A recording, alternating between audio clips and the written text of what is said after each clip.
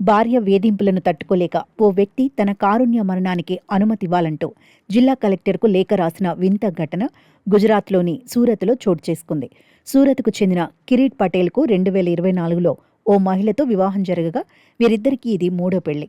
అయితే పెళ్లైనప్పటి నుంచి తన భార్య, అత్త డబ్బు కోసం తీవ్రంగా ఒత్తిడి చేస్తూ శారీరకంగా, మానసికంగా వేధింపులకు గురిచేస్తున్నారని పటేల్ ఆ లేఖలో ఆవేదన వ్యక్తం చేశారు.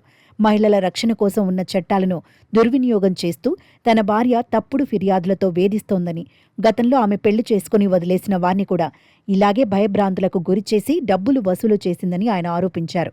ఈ క్రూరమైన వేధింపులపై తాను స్థానిక పోలీసులను ఆశ్రయించినప్పటికీ వారు ఏమాత్రం పట్టించుకోలేదని, దీంతో తీవ్ర మానసిక క్షోభకు గురై ఈ కఠిన నిర్ణయం తీసుకోవాల్సి వచ్చిందని పటేల్ వివరించారు. దేశంలో గృహహింస, తప్పుడు కేసులను ఎదుర్కొంటున్న పురుషులకు సరైన చట్టపరమైన రక్షణ కొరవడిందని ఆయన ఆ లేఖలో ఆందోళన వ్యక్తం చేశారు. ప్రస్తుతం సామాజిక మాధ్యమాల్లో తీవ్ర చర్చనీయాంశంగా మారిన ఈ వింత కారుణ్య మరణ అభ్యర్థనపై జిల్లా యంత్రాంగం లేదా ఉన్నతాధికారులు ఇంకా ఎలాంటి అధికారిక స్పందన తెలియచేయలేదు.